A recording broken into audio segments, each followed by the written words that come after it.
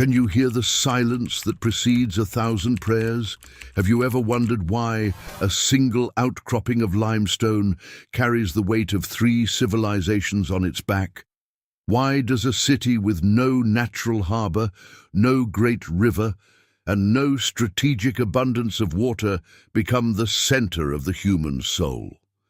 Is it possible for a geography to be so saturated with meaning that the very stones begin to pulse with a life of their own? Or are we merely projecting our need for the eternal onto the most fragile of foundations?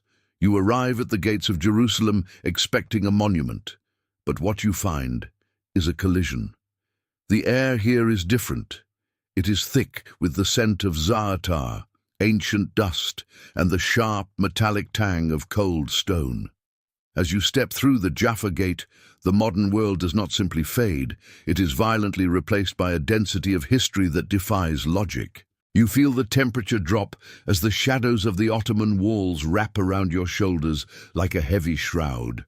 This is not just architecture, this is a fortress of the spirit. Your boots strike the Jerusalem stone, a pale cream-colored limestone that has been polished to a mirror-like sheen by the souls of millions of pilgrims over 3 millennia. It is slippery, almost organic, as if the earth itself has become smooth from the constant friction of hope and desperation. You look up and see the limestone glowing with a golden hue that seems to emanate from within the rock itself, capturing the setting sun and holding it hostage. This is the Jerusalem gold, the physical manifestation of a city that refuses to be ordinary. You walk deeper, and the sounds of the traffic are swallowed by the narrow, winding veins of the old city. The walls press in on you, close enough to touch, their surfaces rough and pitted with the scars of sieges and the soft erosions of time. You reach out and feel the grit under your fingertips, the dry, crystalline texture of a land that has seen more blood and more incense than any other spot on the globe. There is a specific vibration here, a low-frequency hum composed of distant chants, the rhythmic clicking of prayer beads and the echoing footsteps of those who believe they are walking toward the end of the world. You notice how the light filters down in sharp, dusty shafts, illuminating the suspended particles of skin, fabric, and stone that float in the stagnant air of the alleyways. Every breath you take is a communion with the past, a literal inhalation of the ancestors who built, destroyed, and rebuilt these same corridors. The stability of Jerusalem is an illusion built upon layers of rubble. You are walking on the rooftops of Byzantine houses, which sit upon Roman foundations, which in turn crush the remnants of Iron Age dwellings. This verticality of existence creates a profound sense of vertigo. You are not just moving through space, you are descending through time. The engineering of these walls was not merely for defense, but to delineate the sacred from the profane, to create a vessel for the divine that could withstand the madness of men. You see the massive Herodian blocks at the base of the structures, stones so large and precisely cut that they seem more like geological formations than human masonry. They represent a quest for permanence in a world of shifting sands. Yet, look closer at the fractures, the small weeds growing in the joints, the dampness seeping through the mortar. Even here in the heart of the eternal, there is a delicate fragility. The stone is hard, but it is porous. It absorbs the tears of the penitent and the rain of the winter, slowly dissolving over centuries. This tension between the indestructible and the decaying is what holds your gaze. It is a city that demands everything from you, your breath, your attention, and your movement. You realize that to understand this place, you cannot simply look at it, you must endure it.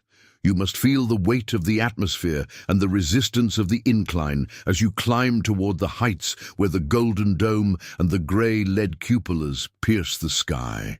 As you pause to catch your breath in the shadow of a Crusader archway, the realization hits you that this journey is only beginning to peel back the first layer of a reality so dense it feels physical.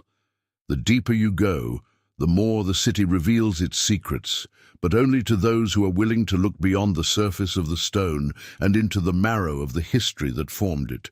It is a transformation of the senses that requires a steady hand and an open mind. Check if you are already subscribed to this channel, because here we do not just narrate facts. We dive into the depths of the human experience to understand how faith shaped the stones that sustain our modern world. Each step forward is a step into a labyrinth where every corner turned is a confrontation with a different century. You see the black-clad monks passing by like shadows, their faces etched with a discipline that seems older than the walls themselves. You hear the call to prayer beginning to rise from a distant minaret, a sound that cuts through the air like a silver blade, reminding you that this space is shared, contested, and fiercely loved. The smell of burning beeswax mingles with the aroma of freshly baked bread from a nearby stall, a sensory paradox that defines the daily life of this sacred enclave. You are an observer, yes, but the city is also observing you, testing your resolve to see the truth behind the symbols. The walls are not just boundaries. They are the skin of a living organism that breathes through its gates and pulses through its markets. As the light begins to fail and the first stars appear over the Mount of Olives, the limestone turns a deep, bruised purple, reflecting the complex emotional landscape of a city that has been both a gateway to heaven and a slaughterhouse for the faithful.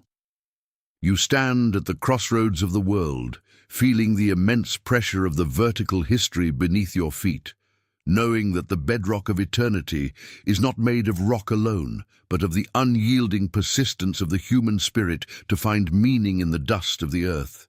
The journey into the heart of Jerusalem is a journey into the soul of humanity itself, where every stone tells a story of survival and every shadow hides a prayer. You are now part of this texture, a temporary witness to a permanent mystery that continues to unfold with every heartbeat in the silence of the holy night. The weight of the air settles, the city exhales, and you prepare to descend further into the echoes that define the very essence of existence in this high, stone-walled labyrinth of the divine. As the first grey light of dawn touches the limestone ramparts, you find yourself standing at the intersection, where the silence of the night is shattered by a sequence of sounds so ancient they seem to be a part of the city's biological rhythm. Can you feel the vibration in the air before the first note is even struck? Do you recognize the invisible boundaries drawn not by walls, but by the reach of a human voice and the resonance of a metal clapper? Is it possible for two distinct eternities to occupy the same cubic meter of atmosphere without one erasing the other? Why does the heart beat faster when the call to prayer meets the tolling of the church bell in the humid morning mist? You are no longer just a visitor. You are a witness to the functional choreography of faith. The call of the muezzin rises from the minarets of the Al-Aqsa compound, a melodic, undulating wave of sound that rolls over the flat stone roofs and into the damp valleys of the Kidron. It is a sound that demands a physical response, a pause in the momentum of the world. Almost simultaneously, the heavy, bronze bells of the Church of the Holy Sepulchre begin their rhythmic, somber percussion, a deep thudding that you feel in your chest more than you hear in your ears. This is the sonic architecture of Jerusalem, a complex layering of frequencies that defines the social fabric of the four quarters. You walk through the awakening streets of the Muslim quarter, where the scent of freshly ground coffee and cardamom begins to fight the lingering dampness of the stones. The shops are still shuttered, their metal grates reflecting the blue dawn light, but behind them you hear the shuffle of feet and the lighting of small stoves. The transition from the sacred sound to the mundane movement is seamless. In this city, survival is organized around these rituals. You notice the elders moving toward the Haram al-Sharif, their steps measured and quiet, while in the Christian quarter, the narrow stairs leading to the chapels are already being swept by monks in brown and black robes. The texture of life here is a tapestry of friction and flow. You see the contrast between the vibrant, crowded markets of the Arab souks and the more austere, silent corridors of the Armenian quarter, where the walls seem to hold their breath. The functionality of this coexistence is not found in grand political gestures, but in the micro-movements of the day. The way a shopkeeper nods to his neighbor of a different faith, the shared reliance on the same ancient water cisterns, the collective endurance of the midday heat. The air becomes denser as the sun rises higher, baking the limestone and releasing the smell of centuries of habitation. You are struck by the structural necessity of this devotion. Without it, the city would be a mere museum of dead stones, but the constant pulse of prayer keeps the mortar from crumbling. You follow a group of pilgrims carrying a heavy wooden cross through the Via Dolorosa, their chanting mixing with the shouts of vendors selling pomegranates and bright textiles. The sensory overload is a deliberate feature of the environment, a way of grounding the celestial in the grit of the everyday. You observe the play of light on the mosaics of the dome of the rock, a blue so intense it seems to vibrate against the gold.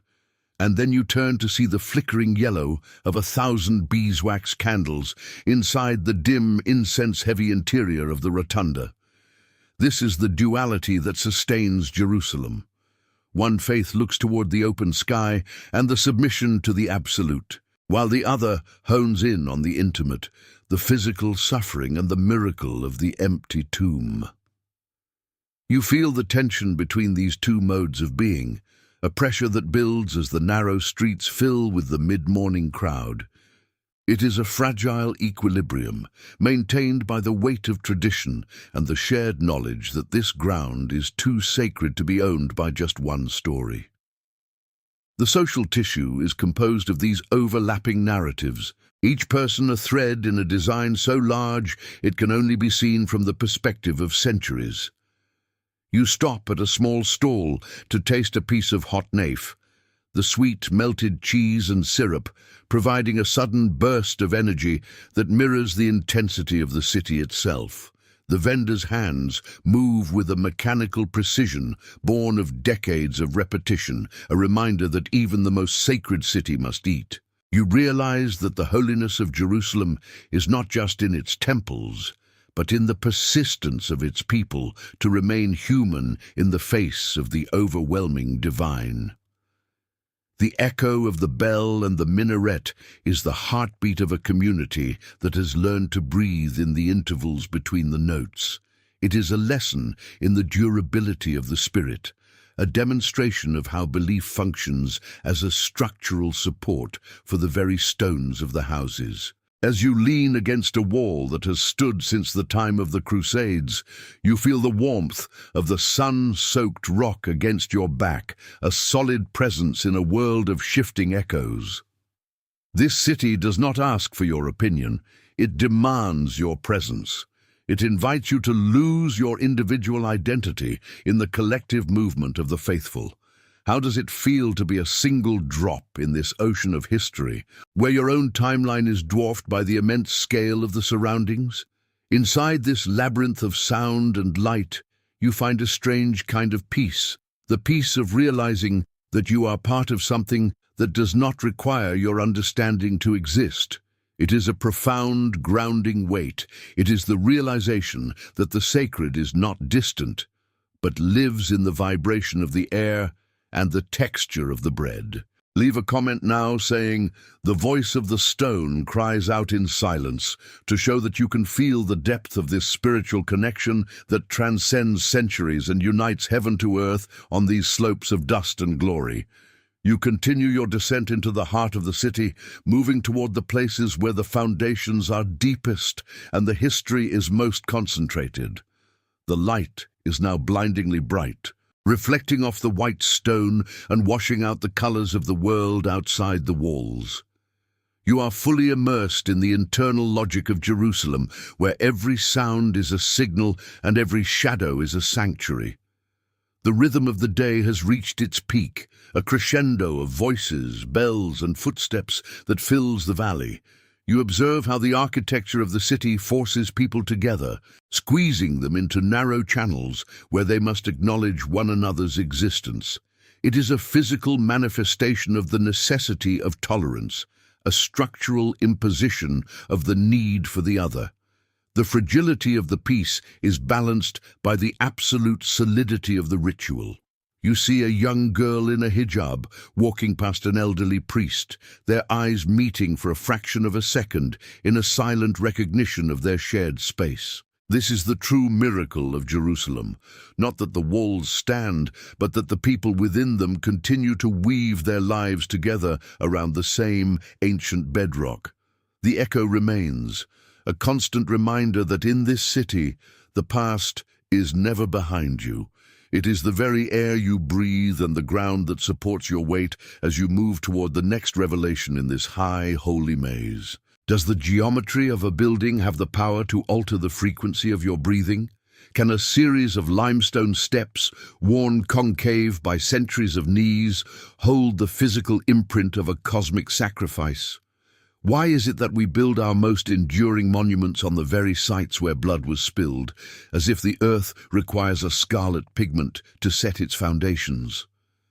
Is the engineering of a cathedral or a mosque merely a triumph of physics? Or is it a calculated attempt to trap the infinite within a cage of gold and cedar? Could it be that the true architecture of Jerusalem is not found in the stones themselves, but in the specific, crushing weight of the devotion they demand? You are standing now on the smooth, treacherous incline of the Via Dolorosa, where the shadows are long and the air is perpetually cool, trapped between walls that seem to lean inward with the gravity of the story they tell. Your hand brushes against a stone marker, the seventh station, where the texture of the rock is different, greasier, more polished, because millions before you have placed their palms exactly where you are placing yours. This is the engineering of the path, a physical forced march through the stations of a broken body. You feel the strain in your calves as the street rises toward Golgotha, a reminder that in this city, grace is never a descent. It is always an uphill struggle against the resistance of the world. The sounds here are muffled by the heavy tapestries and the thick wooden doors of the chapels, creating a pressurized silence that feels like the deep sea. You transition from this narrow, claustrophobic alley of Christian sorrow into the vast, blinding openness of the Haram al-Sharif. The change is violent. The sun hits the white marble plaza with a ferocity that forces your eyes to squint, and suddenly, the verticality of the streets is replaced by an immense, horizontal peace.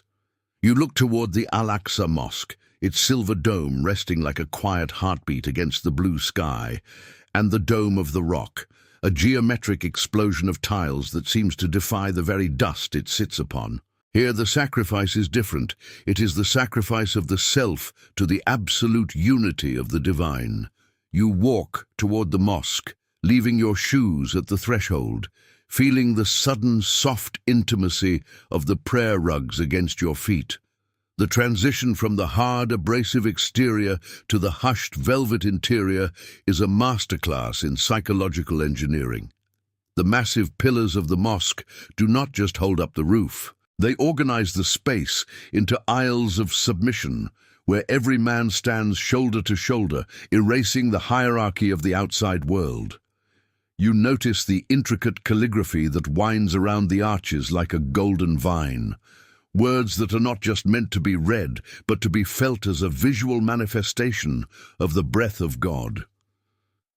The atmosphere is thick with the scent of old wool and the faint, lingering sweetness of rosewater. This is the structural heart of Islam in the city, a place designed to facilitate a total surrender to the unseen. Contrast this with the Church of the Holy Sepulchre, just a few hundred meters away, where the architecture is a chaotic, overlapping labyrinth of competing traditions. Inside the church, you are hit by the dense, suffocating aroma of frankincense and the heat from thousands of flickering candles. The space is fractured, divided into Greek, Latin, and Armenian territories, a physical map of the complexities of the human heart. You stand before the edicule, the small house within the house that marks the tomb, and you feel the immense structural pressure of the millions who believe this is the center of the universe. The engineering here is one of layers. The church is a shell over a mountain, a stone skin stretched over the site of an execution and a resurrection. You realize that both Al-Aqsa and the Sepulchre are machines for transcendence, built with a precision that targets the senses to bypass the intellect. One uses the clarity of light and geometry to point toward the oneness of the Creator, while the other uses the density of shadow and the tangibility of the relic to ground the mystery of the Incarnation. As you navigate these spaces, you see how the architecture dictates your movement. You must bow to enter the low doors. You must look up to see the light. You must move in circles around the sacred rock. The city is a choreographer, and you are its dancer. This is the true power of the sacred landscape. It does not just tell you what to believe, it forces your body to enact that belief through the very way you navigate the terrain. The stability of these structures is a miracle of ancient masonry, but their survival is a miracle of human will. They exist because we refuse to let them fall, because the sacrifice they represent is the only thing we have that feels more permanent than our own fleeting lives. You pause in a small courtyard where a single olive tree grows between the cracks of the paving stones, its silver leaves shimmering in the heat. It is a moment of profound contrast, the living, fragile wood against the dead, immortal stone. You realize that the architecture of sacrifice is not just about the grand buildings, but about the small daily concessions we make to live in the presence of the eternal.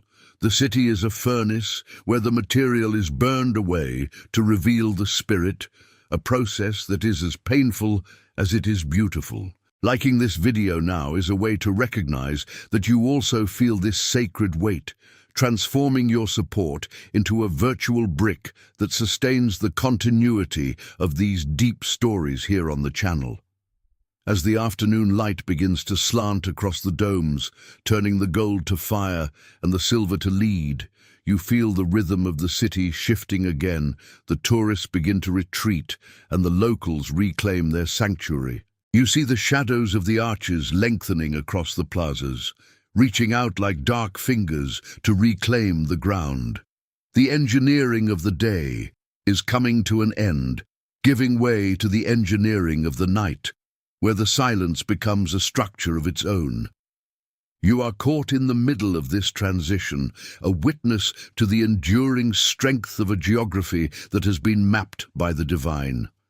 The stones under your feet are warm, holding the heat of the day long after the sun has vanished, a lingering memory of the fire that forged this city.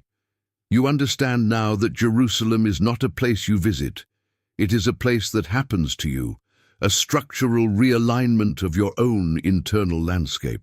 The architecture has done its work. It has guided you through the narrow gates of sorrow and the wide courts of praise, leaving you standing at the edge of a mystery that no stone can fully contain. You prepare to move further into the hidden threads of the city, where the dust and the gold are woven into the very fabric of the living. Have you ever stopped to consider if the survival of a civilization depends more on its prayers or its commerce? Can the simple act of weighing saffron in a copper scale be as sacred as the chanting of a psalm? Why does the smell of raw leather and ancient dust feel more permanent than the empires that once commanded these streets? Is it possible that the true thread holding Jerusalem together is not a treaty, but the invisible web of daily transactions that force enemies to become neighbors? What happens to the soul of a city when the boundary between the market and the temple becomes so thin that you can no longer tell where the merchant ends and the worshipper begins? You are moving now through the heart of the souk, the labyrinthine market that serves as the city's digestive system. The air is a dense, swirling cloud of sensory data, the sharp acidity of lemons, the deep, earthy musk of unwashed wool, and the sweet, cloying scent of frankincense burning in a nearby doorway. The light here is a luxury, captured in brief vertical bursts through the circular openings in the vaulted stone ceilings. These eyes in the roof illuminate the dust motes that dance in the air, each one a microscopic fragment of the city's physical body. You feel the constant rhythmic friction of shoulders brushing against shoulders, a human grinding stone that polishes the narrow passages. This is the functional reality of Jerusalem. It is a city that must feed itself, clothe itself, and sustain its own existence while under the gaze of the eternal. You watch the hands of an old Palestinian tailor as he weaves gold thread into a dark fabric, his fingers moving with a muscle memory that predates the modern map. Each stitch is a commitment to a tradition that refuses to be erased. A few meters away, a Jewish merchant arranges candles for the Sabbath, his movements mirroring the tailor's in their quiet intensity. This is the structural paradox of the city. The piece is fragile, a delicate glass ornament held in a closed fist, yet the traditions are as solid as the Herodian blocks at the base of the walls. You sense the underlying tension, a vibration of high-stakes coexistence that hums beneath the shouting of the spice sellers. It is a world of abundance and scarcity existing in the same square inch. You see the overflowing baskets of dried hibiscus and turmeric, a riot of color against the gray, indifferent stone. And yet you know that water is a precious ghost here, hidden in deep, secret cisterns beneath your feet. The fragility of this life is hidden in plain sight. It is in the way a conversation stops when a certain group passes by, or the way the metal shutters of the shops can be slammed shut in a synchronized thunder at the first sign of unrest. But then the moment passes, the tension exhales, and the ritual of the market resumes. This is the engineering of survival. The city has learned to breathe through its crises, using the commerce of the everyday to bridge the chasms of the ideological. You lean against a pillar that has been smoothed by centuries of leaning bodies, feeling the coldness of the stone seep through your clothes. You are an observer of a dance that never ends, where the gold of the dome is paid for by the dust of the street.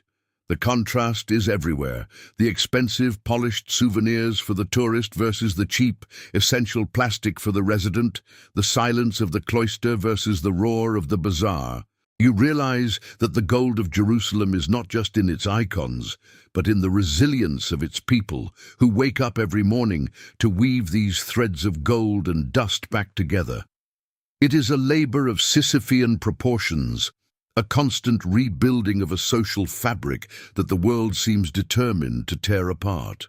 You follow a young boy carrying a tray of tea glasses, the liquid amber sloshing rhythmically as he maneuvers through the crowd with an impossible grace. He is a needle threading through the cloth of the city, connecting the disparate parts of this living organism. You understand now that the stability of Jerusalem is not found in the absence of conflict, but in the presence of these unbreakable habits. The ritual of the tea, the ritual of the scale, the ritual of the opening and closing of the gates, these are the true foundations of the city. They provide a rhythm that the heart can follow when the mind is overwhelmed by the weight of the sacred. The city is a masterpiece of balance, a place where the most extreme manifestations of human belief are tempered by the most basic requirements of human life. It is beautiful and terrifying, a reminder of how much we can endure when we have no other choice but to continue. Sharing this video is a way to ensure that these layers of life, so often hidden by the headlines, are seen by those who only know the city through the lens of distance, helping to connect the world to the beating, breathing reality of these ancient stones. You walk toward the exit of the market, the air beginning to thin as you approach the open plazas once again. The transition is like coming up for air after a long dive. You carry the smell of the souk on your skin, a mixture of life and decay that defines the human condition. You look back at the dark mouth of the alleyway, knowing that inside, the weaving continues. The threads are being pulled tight, the gold is being polished, and the dust is settling only to be kicked up again by the next footstep. You are part of the weave now, a temporary strand in a tapestry that has no end. The sun is lower now, casting long, dramatic shadows that make the city look like a theatrical set, but you know the reality is much heavier. You prepare for the final ascent, the moment where the concrete reality of the market and the temple will be elevated into a final, soaring meaning.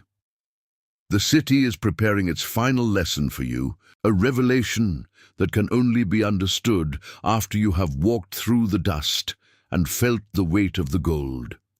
You move forward, the sound of the market fading behind you, replaced by the rising wind of the evening that whistles through the gaps in the old stones, carrying the whispers of 1,000 generations who also walked this path, searching for the same elusive truth in the heart of the holy.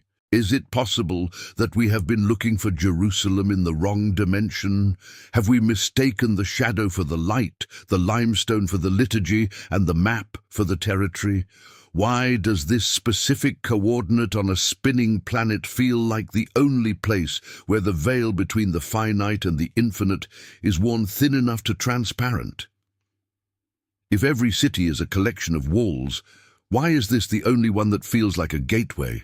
Could the ultimate purpose of Jerusalem be to prove that the human spirit cannot be contained by any architecture, no matter how sacred? You stand now upon the height of the Mount of Olives as the sun begins its final dramatic descent, and the entire city is laid out before you like a golden offering on a stone altar. The transition from the claustrophobic alleys to this panoramic clarity is a physical relief. A moment where the lungs expand and the mind finally catches up with the heart.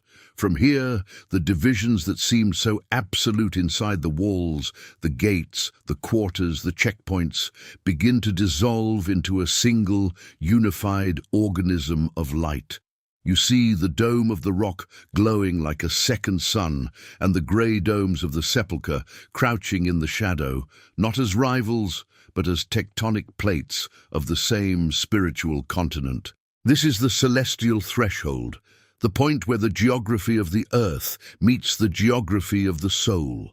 The air is thinner here, cooler, carrying the scent of pine and the fading heat of the desert. You realize that the holy city is not a title bestowed by a decree, but a quality of the atmosphere generated by the sheer density of human longing directed at this single point. The architecture of sacrifice and the threads of gold and dust have led you to this elevation, where the concrete reality of life is transformed into a philosophical weight. You observe how the city does not end at its walls.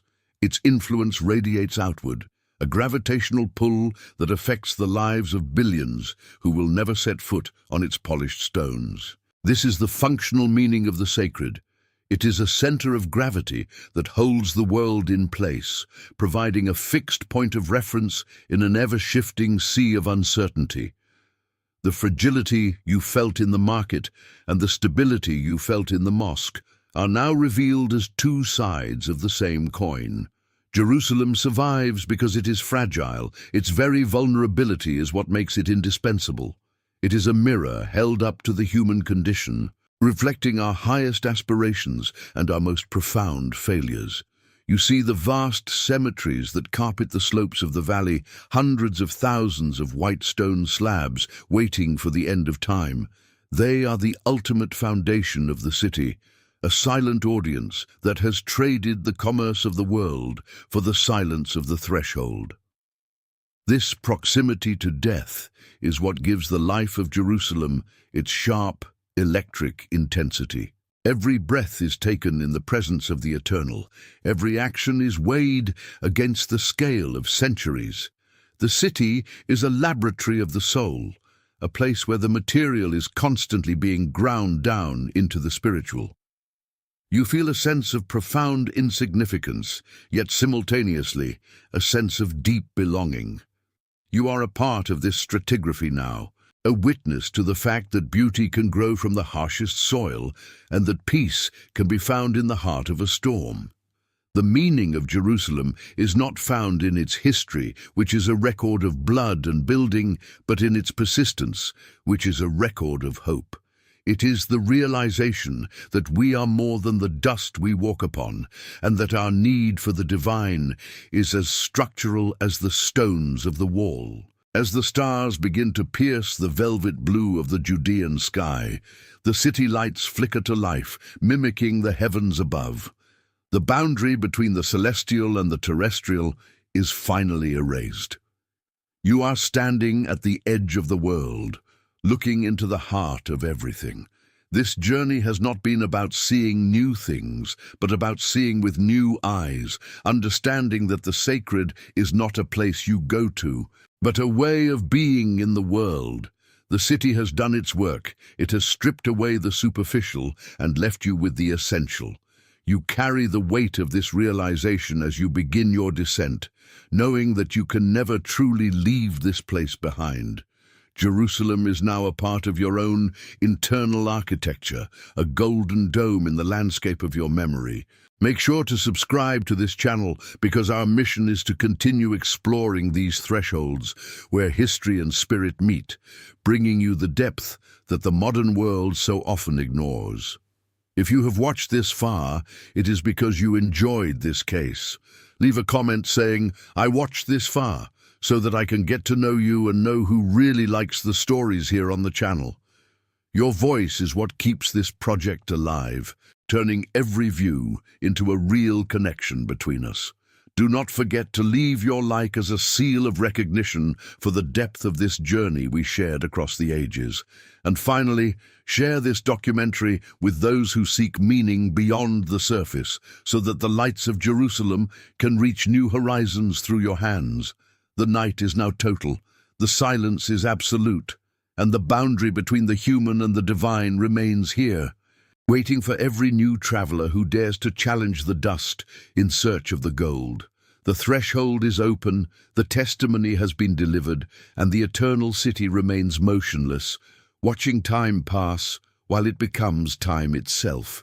You end your journey not with answers, but with a renewed reverence for the mystery that sustains every stone and every prayer under this sacred sky. Jerusalem is the end of the road and the beginning of the path, a celestial threshold that will forever echo in the silence of your own soul as you walk back into the world, forever changed by the touch of the eternal.